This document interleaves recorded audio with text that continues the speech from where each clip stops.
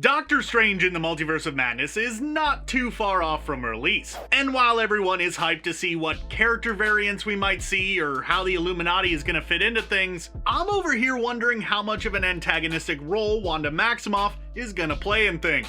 Yes, she'll probably be working alongside Strange and other heroes by the end, but based on the trailers, it also looks like she's going to be raising some hell of her own. But how did she get to this point?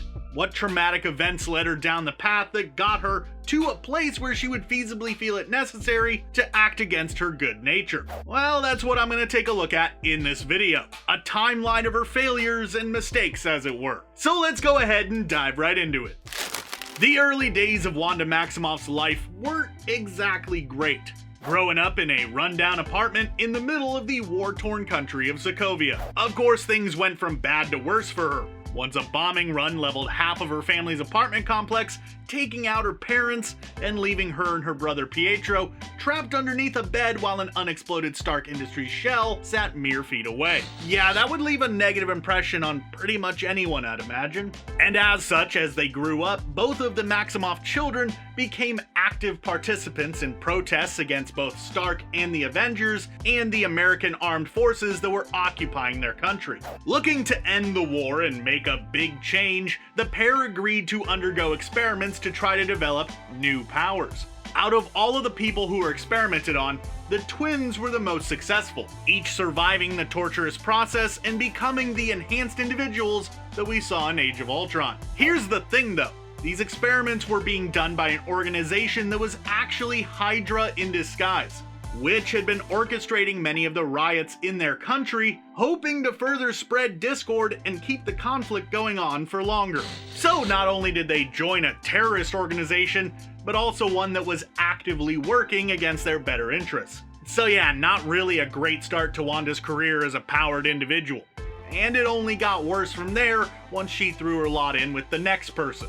Although now that I think about it, person might not necessarily be the best word to use to describe him. But before that, she did do one little thing that might not have seemed like the biggest deal at the time, but when you think about it, it set a lot of things in motion that led to most of the troubles that she had to deal with down the line. When Tony Stark made his way into the bowels of Baron Strucker's castle, he rather quickly found a cache of Chitauri tech that Hydra was using to develop new weaponry. As he did so, Wanda managed to get up behind him and do some of the wiggly-woo magic stuff that she does, getting into his head. She showed him a vision of a possible future, one that he feared, one where the Avengers were cut down by some intergalactic threat, which was not actually too dissimilar from what wound up happening later on in the franchise, but that's not really the important point here, so we're just gonna move on past that.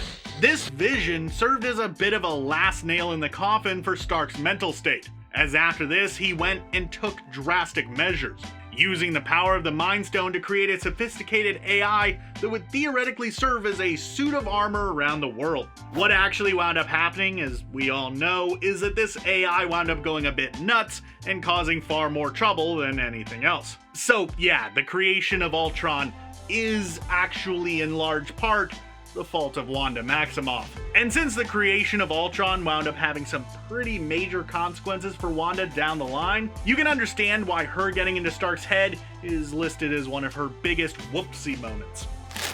And she only further compounded the Ultron problem by joining forces with him. Now, I'm not going to stand here and say that if the twins didn't team up with Ultron, none of his plans would have come to fruition or anything like that. Of course not. Ultron is one of the most powerful villains ever within the MCU, so of course he probably would have made something work. It just might have been a little bit more difficult for him. Just a smidge. And not joining up with Ultron probably wouldn't have led to her joining the Avengers, which at face value sounds like a bad thing. Why would she not want to join the Avengers? Well, let's look at it this way. If the twins didn't join the Avengers, Pietro might not have been gunned down by Ultron, which, you know, would have been ideal, and this next entry might have gone an entirely different way as well.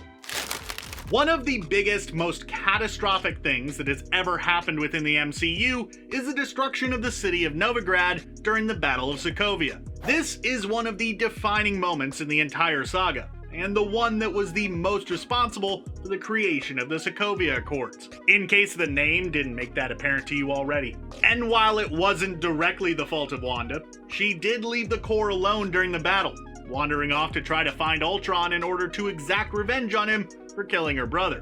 Which I can't blame her. I'd probably do the same exact thing if I were in her position, but it doesn't change the fact that by doing that, by making that choice, the city was dropped prematurely, and as such, the team had to rush to try to break it apart so that it wouldn't cause even more devastation than it was already going to. And considering that Novigrad was also Wanda's hometown, the place that she grew up in, only kind of makes this destruction all the more horrific and traumatizing. After spending some time training and learning to be a proper Avenger, Wanda joined the team on a few missions, trying to help stop some massive threats all across the globe. One mission, though, wound up ending in disaster. During an operation in Lagos, while trying to save Captain America in a plaza full of people from Crossbone's attempt at a bombing, Wanda wound up instead throwing him and his explosion into a packed hotel, decimating an entire floor along with all the people on said floor, which included a group of diplomats from the at the time isolationist country of Wakanda. This was the final nail in the coffin, the straw that broke the camel's back that led to the creation of the Sokovia Accords, which didn't exactly end well for Wanda. Not to mention the fact that after this she was basically vilified in the public eye, which is really not what you want. Listen, I don't want to get into the whole Team Cap versus Team Stark argument that we all had back in 2016, but you can't really blame Wanda for siding with Cap on this one. That being said, getting involved at all ultimately led to some not so great things coming her way in the short term. First and most obvious was the fact that by siding with Captain America and taking part in the battle at the airport, she was branded a criminal and locked away within the raft. But you know, Cap came along and busted her out, so it's really not that big of a deal, right? Yeah, I guess, except that led to her becoming a wanted fugitive who had to live her entire life on the run, making her fledgling relationship with Vision extremely complicated. Or at least more complicated, I suppose. I guess being in a relationship with a robot is already pretty complicated. I prefer the term artificial person myself. I mean, I wasn't really talking about you, Bishop, but sure, whatever, artificial person, let's go with that. While the choice she made is arguably the one she needed to make at the time, and in my opinion, the right one overall, it still led to some serious consequences for her that were worth bringing up. Once Thanos finally decided to get off of his purple butt and actually do it for himself, like he had been saying for years at that point, he made his way to Earth, also known as the planet that was home to more Infinity Stones than literally any other planet in existence, because of course it is. It's the only planet in the universe that matters after all, apparently. His presence on Earth meant bad things for a lot of people, but it meant more issues for Wanda, as her beloved artificial person was powered by one of the stones that Thanos needed to enact his master plan. In order to try to stop him from snapping away half the universe, Wanda used her powers to destroy the Mind Stone, and Vision along with it, in what has to be easily one of the most emotional moments in the entire MCU. But Thanos at this point had the Time Stone, so he just made like Cher and turned back time and took the stone for himself, ripping it out of Vision's dome while Wanda watched on in horror. This lady had to watch the love of her life die not just once, but twice, all within the span of like 2 minutes. If that doesn't cause trauma, I don't know what does. And then to top it all off, she was reduced to dust only a few minutes later, which will ruin pretty much anyone's day. Here's a quick one that isn't super consequential in the long run, but I figured I'd bring it up. Shortly after being resurrected by Banner during Avengers Endgame, Wanda came face to face with Thanos, the very man who destroyed Vision in front of her eyes. Kind of. This was actually a younger, past version of Thanos, but I guess close enough. She then proceeded to royally kick his ass. Like, seriously, she could have torn him limb from limb fairly easily. But she didn't. She started toying with him a bit as opposed to rolling him up into a purple ball and throwing his mangled corpse away. This gave him enough of a window to be able to call down fire from his ship, which allowed him to get away. Theoretically, she could have ended it right there, saving a bunch of lives, including Tony Stark's. So yeah, not exactly the best move, but at the same time, I also can't really blame her for wanting him to suffer a little bit, considering what he had done to her. Still though, not the best way to go.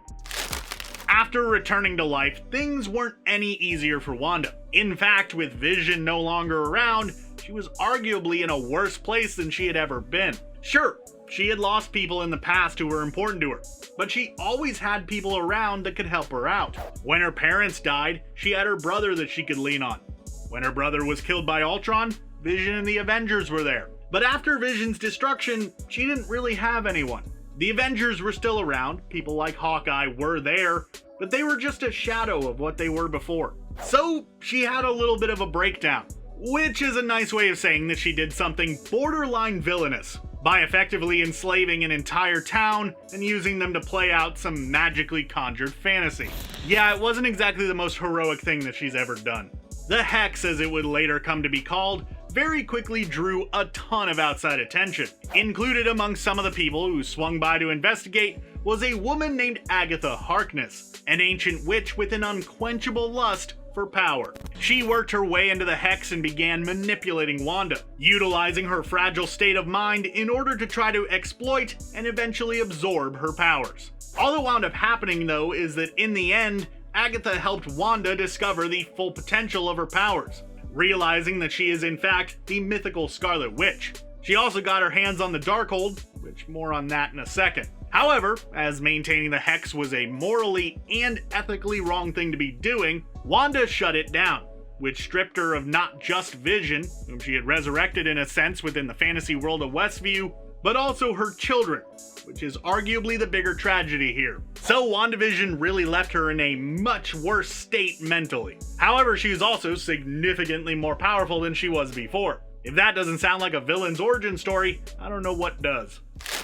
In the final moments of WandaVision, the last actual bit of Wanda we've seen so far, remember this video was recorded and produced before Multiverse of Madness' release, we saw Wanda held up within a remote cabin in the mountains somewhere, drinking some tea and just trying to live quietly. Except that wasn't actually what she was doing, as we got to see her astral form perusing the Darkhold, presumably looking for ways to return her children to her. If the generally ominous tone of this moment didn't already throw up a bunch of red flags for you, allow me to explain to you why her messing around with the Darkhold is probably the biggest mistake that she's ever made. The Darkhold, also known as the Book of the Dead or the Book of Sins, might just seem to be a simple tome full of powerful spells and magical information. And it is definitely that.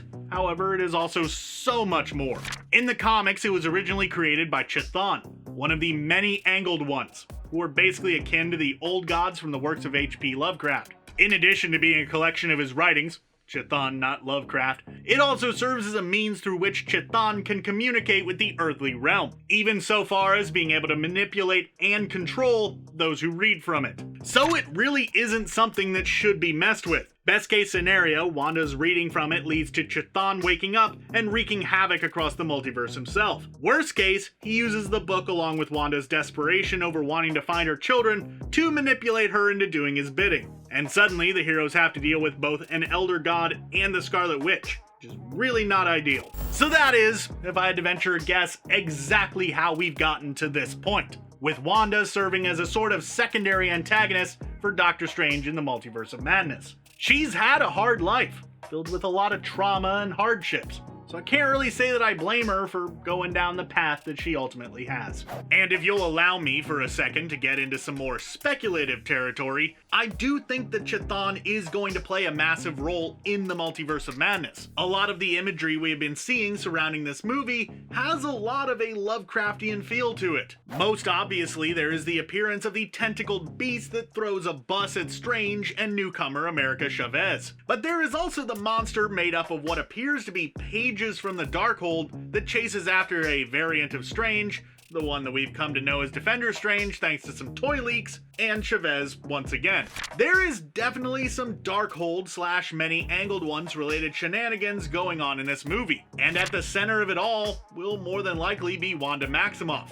and her desperate search for her lost children. God only knows how much more broken this movie is going to ultimately wind up leaving her when it's all said and done. I, for one, hope that it gives her some sort of closure and leaves her in a better state, but given her previous track record, I don't really see that happening anytime soon. Hey there everybody, I'm John Algetz. I made this video and I want to know what you think. Do you think that life is ever going to get easier for Wanda Maximoff? Be sure to let me know your thoughts down in the comments below, or go ahead and shoot me a response over on Twitter. I'd love to hear from you. Thanks for watching, and be sure to subscribe to CBR for even more great videos just like this in the future.